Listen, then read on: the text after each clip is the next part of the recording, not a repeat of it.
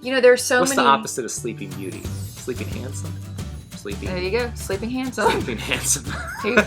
No offense, but he wasn't very handsome. Dang, Jess!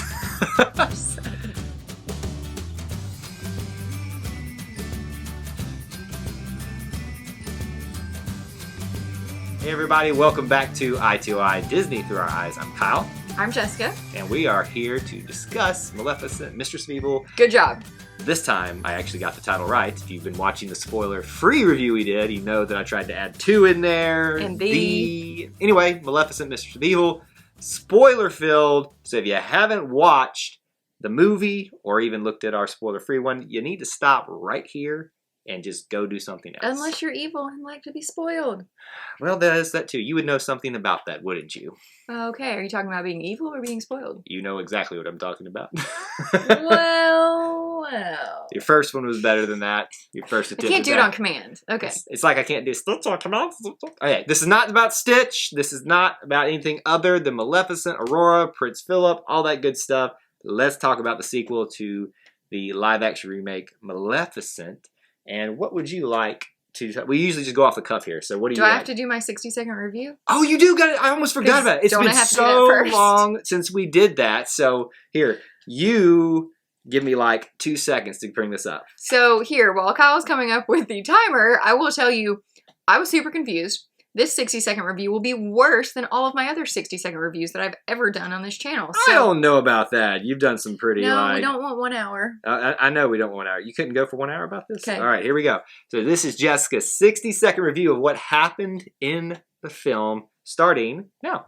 So this film started off after Aurora and Prince Philip fall in love, and he proposes to her somewhere in the moors, and then they want to get married, but she wants to still be queen of the moors, and he wants to be king of the castle or somewhere where he lives. So they go and they take Maleficent, and they married his parents, and they realize then that Queen Ingrid is really evil, and she puts a spell on the king, and he almost dies, but really he's like Sleeping Beauty, he just falls asleep, and we don't know that until later in the movie. And because he like has this little, that thing that stabs him. So anyway, we realize that Queen Ingrid, she's got all these like fairies and stuff trapped in her basement, and she's trying to kill everybody, and then Maleficent meets all these fairy people, and they're like fine, and then they come, and there's a big battle at the end, and like all these other flying people that look like Maleficent come, and they're trying to kill the queen, and she doesn't end up dying, but she turns into a goat at the end of the movie, and they end up getting married, and they stay at the castle, and all the more people are safe even though they almost died, and Maleficent wins the show.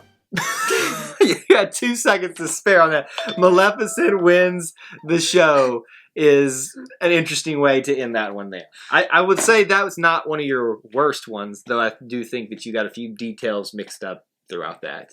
How? What details? We didn't know that Ingrid was going to try to... I mean, I picked up on it, but most people didn't know Ingrid was going to poison or put her husband to sleep. But what I'm saying is we learned that in the film. But this was supposed to be sequential about what we... I can't be sequential within 60 seconds. There's no way to be sequential. Hey, bring it down. Bring it down. Bring the crazy down a little bit. You can't, like, have me amped up and be like, 60 seconds, ready, go. You know, tell about a 2-hour-long movie, and then come back down to earth. Okay, well, how about this? Bring it back down by telling me... Okay. When we talk about this film, we want to share our thoughts about it. What's the first thing that comes to mind? Queen Ingrid is really bad. Okay. And I did not expect that. Based on the trailer, even though Kyle says I should have expected it because I'm an idiot, but... Wow. I mean, okay, so it's Michelle Pfeiffer playing it. First of all, what did you think about her performance? I thought she did a great job. She did a very good job. She was very evil. She did a very good job. For those people that aren't, like, really paying attention overly too much like me to things like this, you would kind of pass her off as just kind of this domineering queen, other than not an evil queen. No. But you didn't pick up on the fact that she had this evil plot? Oh, yeah, after the dinner party, she was conniving. You pick up that she's like this sinister old goat. And literally, it's funny that she gets turned into a goat. At the end of it. That was actually pretty funny. Yeah. Right? I'm surprised they had her, this first spoiler, had her live at the end of it as a goat, albeit. And they said they were going to change her back. But the king even... Oh, they did? Well, the king, or she said, don't worry, she can Maleficent can change her back. And the king goes, do we really want that? Right. No. So... so spend your whole life as a goat would be quite interesting at that point. Well, it was a different way to go. Stinks to stink. Are you saying goats stink? Well, she was a stinky person. She was rude. She killed people. She tried to. Okay, so what did you think about her being the villain, her plot? Okay, I was just so confused because I'm telling you, based on the trailer, I thought Maleficent was the evil one. To be fair, though, I saw the Maleficent Mistress of Evil trailer before I saw the Maleficent movie. So I see where you get confused. So I was like super confused. I watched Maleficent, obviously, before seeing this movie, so I kind of understood. Maleficent's not really evil. She's just trying to save herself and her kingdom. But she probably goes about it in the wrong way. But that's another... I think Maleficent has, as we find out about her powers a little bit, she has a tendency to kind of be more evil than good sometimes, if that makes sense. Think? It's just kind of the nature of her powers that come from that. So I think she's kind of an anti-hero more than a hero. But the point of this retelling of the story is that she is not the evil person that she's made out to be. Correct. She's not just this evil lady that curses Aurora. Yeah, there was a reason behind that. So let's jump into that part about this. Because I thought this movie did more for me, bringing the whole reconceptualization of the Sleeping Beauty tale together than the original. Yes, the Maleficent first movie showed us kind of scenes from the original Sleeping Beauty and kind of began to tell us the story. But then we understand, another big spoiler here, that Ingrid is the one who came up with the story of Sleeping Beauty and told the lies about, it was actually Prince Philip who woke her up from a sleep. From Maleficent, that didn't happen. He kissed her and was really awkward about it. And then nothing happened. And nothing happened. And the fairies rushed him off. And I just thought it was a great way to explain all this away into the story of Sleeping Beauty and to explain why it was necessary to make these movies now. And so I think it's done a great job of taking the story of Sleeping Beauty, which by most people's standards was probably one of the less popular. Correct. Would you agree with that? Disney Definitely. Princesses, and making her I'll agree better. Because I've actually never seen it. I mean, it's not my favorite. I'll be honest with you on that one. So why have you never seen it? Because it looked boring. I mean, it was your kind of just classic damsel in distress thing, Well, and the thing is, as I've said in many other videos, I have a brother. So I grew up with a brother, and, the other movies like Snow White and the Seven Dwarfs, at least the Seven Dwarfs, he could, he could latch onto that, and, other of the, traditionally, girl movies, Ryan at least found something he liked. With Sleeping Beauty, we were like, I don't know. We just didn't either resonate with it. So I think this one does a great job of bringing everybody into the story a little bit because, you kind of empower Aurora, making her a more active part of the story. Yeah. You make Prince Philip, I think, at some points, a better character overall. You give depth and, as we discussed in our spoiler-free review, more background to not just these people, but to the land that they live in and how it's much broader. There's a lot of other kingdoms and countries and landscapes and things like that, more creatures than we were aware of. Yep. I think it was just a great way to fill. This was fertile ground for Disney to play with, and I thought, what's just a funny way to say it. It was fertile ground for Disney to play with, and they did it, I think, in a great way here, retelling the story. So do you think, let me just throw this out here to you, may I propose to you a Sleeping Beauty trilogy? Yeah. No? Okay, no. Well, let me, before you're dismissing. Nope. I know what you're going to say. No. Let me explain before you dismiss it. Okay. What if you found a viewing sequence for the original and these two together to make it into a trilogy? I originally was thinking you watch Maleficent first and then watch the original Sleeping Beauty to kind of get the tale that was told by Ingrid, and then you understand that's how that happened.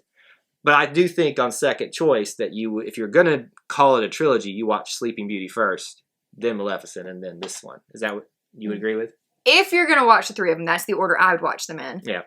But there were so many plot changes with the Maleficent and Maleficent Mistress of Evil movies. Mm-hmm. I don't even think you need to. Like I said, I've never seen Sleeping Beauty. No, you don't have to. I've never seen Sleeping Beauty, and it took nothing away. Because we all know the story of Sleeping Beauty.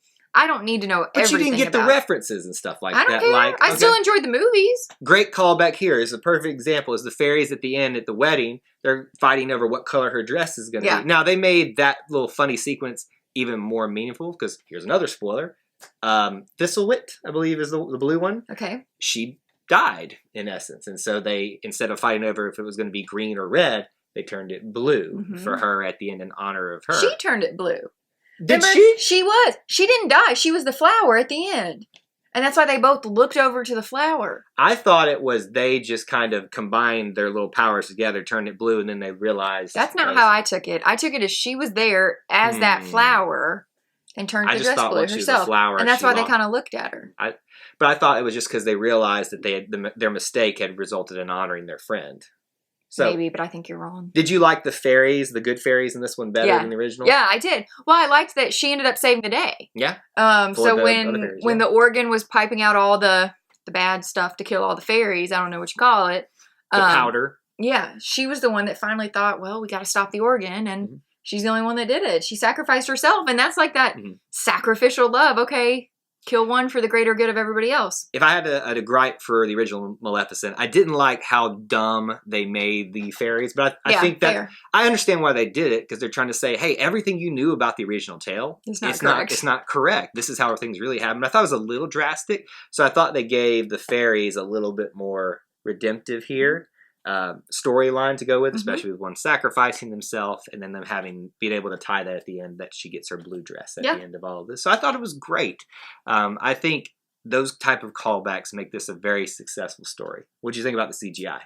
So there were a couple times I thought, wow, this is like really real. And then I'm realizing, no, it's not. There aren't actual bird people that fly and have wings. But between the visuals and then the sound effects that you get, like when Maleficent's flying and you hear her wings flapping and, you see the wind that she's creating. It was just really well thought out, and I really liked it. The second opening sequence where we're flying over there, and you even commented that you felt a little dizzy watching it made me feel super dizzy. I will say this, that usually doesn't get me, but I even kind of was like, oh gosh, for a second there. Yeah, it gets you. So I thought a very cool visual thing to see, but it also opens up. It already set the stage for a very big and open world that they were setting up. So I just thought, directorial wise, this was a very masterfully planned out movie that had a lot of potential to not fail, but not do as well. Right. It wasn't well, and as you said earlier, we kind of were thrown into this movie. So, because wasn't this supposed to be like Artemis Fowl or something? Oh, great point to bring up. I'm glad you brought that up. So this movie was not supposed to be coming out this year originally. It was going to be Artemis Fowl. Okay. I think the response to the first trailer of that, because we did a trailer reaction there for that, was not so great. Yeah. And so I think they're rethinking how they're going to utilize that property now. So they shifted this into its slot. So you would imagine either it was already prepared and they were just waiting for the right time, or they probably rushed things a little bit. And I think you can see some spots, if we're going to have a critical eye here, where there was probably some rushing done. Yeah. There were some characters that weren't really fleshed out enough, I think. Like Canal was his name.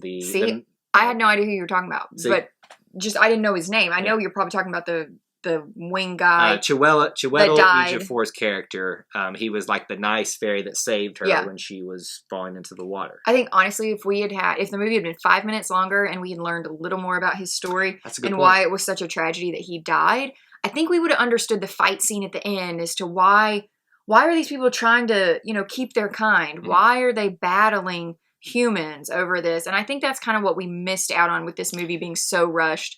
Is it was just like, oh, there's these bird people and then there's these humans. Neither of them like each other. Okay, so we're just going to fight. So if I may insert myself into the position of a director here, I think a great way to tie this together and give more background to Canal, if I'm saying his name correctly, was to have an opening scene be about the struggle between the dark fairies and the humans, and maybe have his family being affected, maybe killed, this is a dark movie. And then you kind of understand the struggle of him trying to keep peace, but also having the effects of the humans versus the dark. I agree. So I think that's an area where they could have rushed a little bit trying to fit this into the Artemis Fowl spot. But all that being said, I think they did a brilliant job. Yeah, I do too. I really enjoyed the film. Like you said, it was really cool. You felt like you were on the Soarin' ride, as we're flying over everything. The action at the end, it just really kept your attention. I enjoyed it a lot. So real quick here, I think a lot of time what happens in the Disney princess stories, while we focus on the Disney princesses, I think sometimes the princes don't get, as much character development.